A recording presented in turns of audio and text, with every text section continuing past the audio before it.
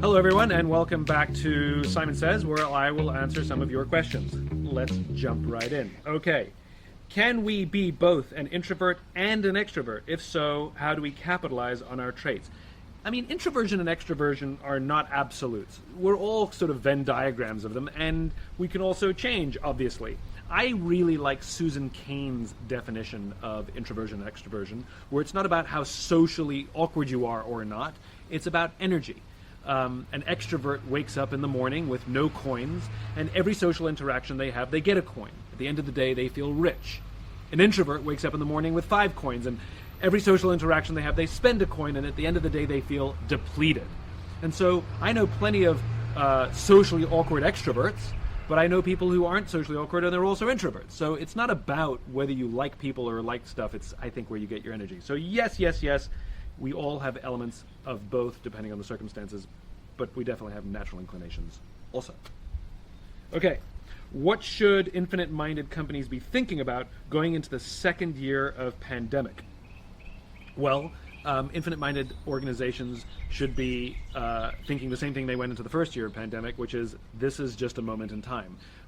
When we have an infinite mindset, we think of all of this stuff as like a continuum, that it's not good or bad or right or wrong, it's just part of the journey, and it's about managing the journey for the long term.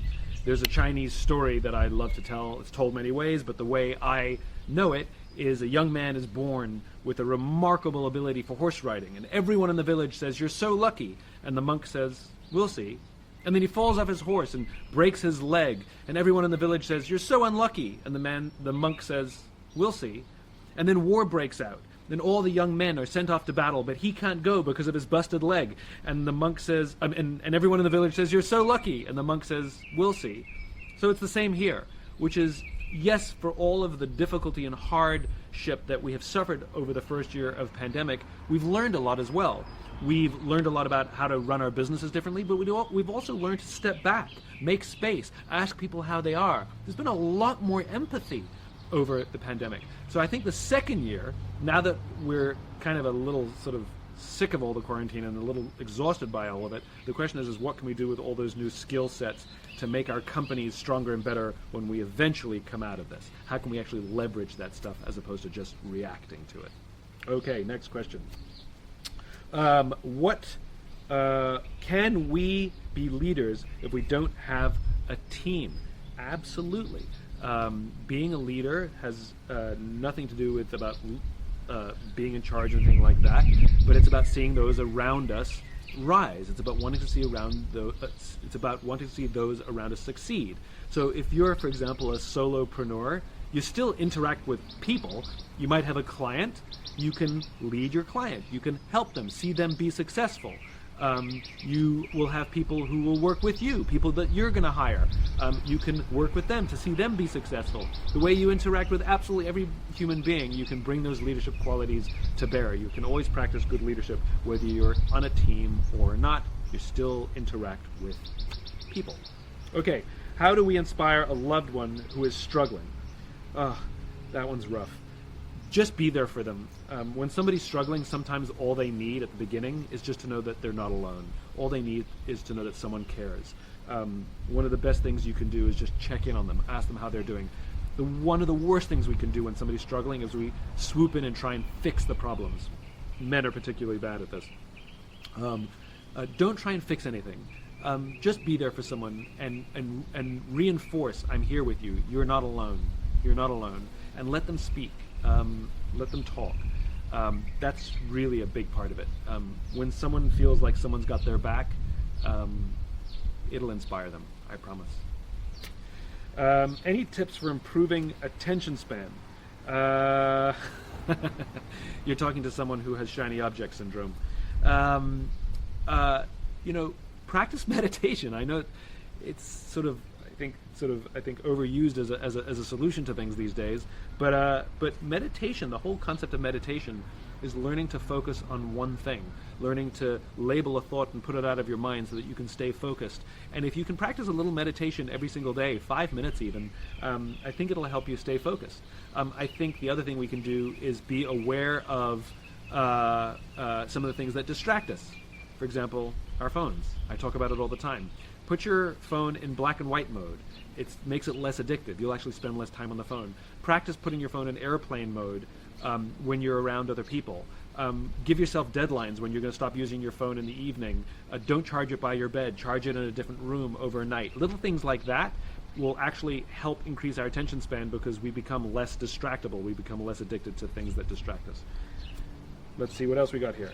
How can we avoid micromanaging? Oh, first of all, the fact that you want to stop avoiding micromanaging, you're already on the right course. So micromanaging comes for many reasons. One, we think we're better at doing something than somebody else. Another reason is fear, that if we don't get involved, they're going to screw it up. And so how we can get better at avoiding micromanaging is taking a deep breath and having the courage to allow someone to get things wrong and to allow someone to get things right. It's one of the single biggest things that I think a leader has to learn, which is learning to let go.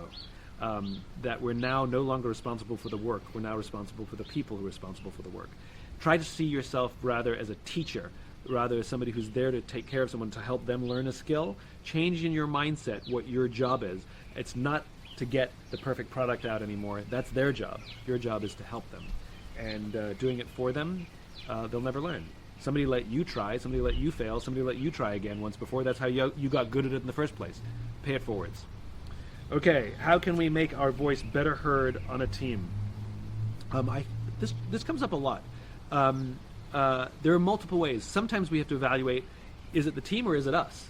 Are we a good fit on the team? Are we not being heard because we are doing the same thing over and over and over again, and then just sort of like nobody listens to me, as opposed to learning to adjust our language? I've seen this happen in meetings where somebody like sort of varies of like, I need to tell you, and people start tuning them out, and then they start adjusting and be like, here's an idea that might work. In other words, try different techniques. Also, maybe try in smaller scale. In other words, talk to one person, work through an idea with them first. Talk to another person on the team, work through an idea with them first. And then by the time you present to the group, you've already workshopped the idea with multiple people and they're already on your side. Also, don't be afraid to give away credit. That's another big one. In other words, if there's something that somebody said that even though it originally came from you, be like, that's a great idea. What else could we do with that? Or as Julie said, I want to pick up on what Julie's idea was. In other words, share the credit and give away the credit. Sometimes is a great way for people to hear you because they don't think you're trying to take all the credit. Hopefully that helps. Okay. How do we let our bosses know that we're struggling with our mental health without being thought of as weak?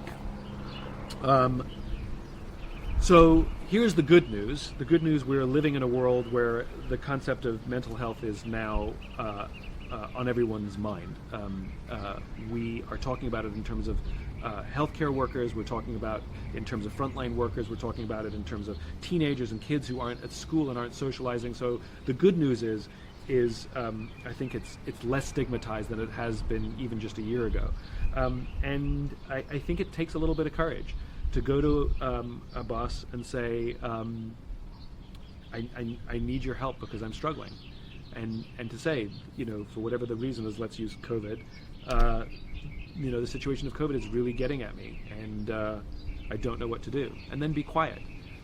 They may not be equipped with the skill set to hear you. You have to acknowledge that. They may care but not know what to do. They may try and fix. They may not be good listeners. But if you need to tell your boss you're struggling, I think you need to take a deep breath and tell your boss you're struggling. I would also tell other people as well, people who you're less afraid of talking to that you work with. That will also really help. But it's great that you want to do that and you want to muster the courage.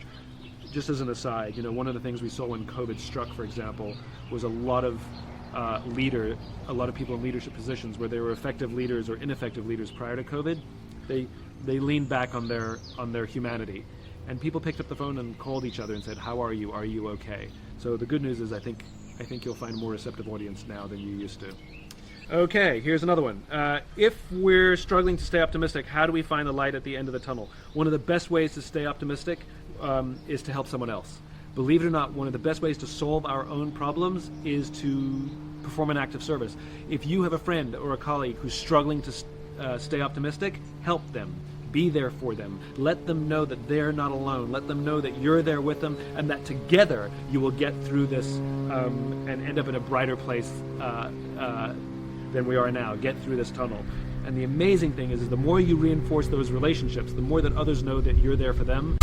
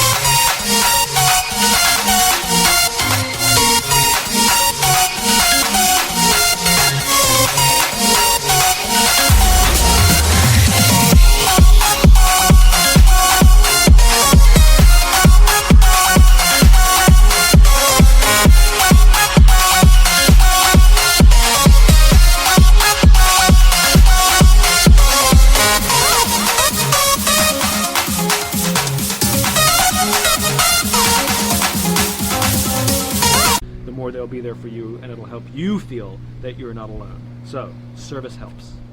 Can families or couples have a why? How do they find it? Yes, absolutely.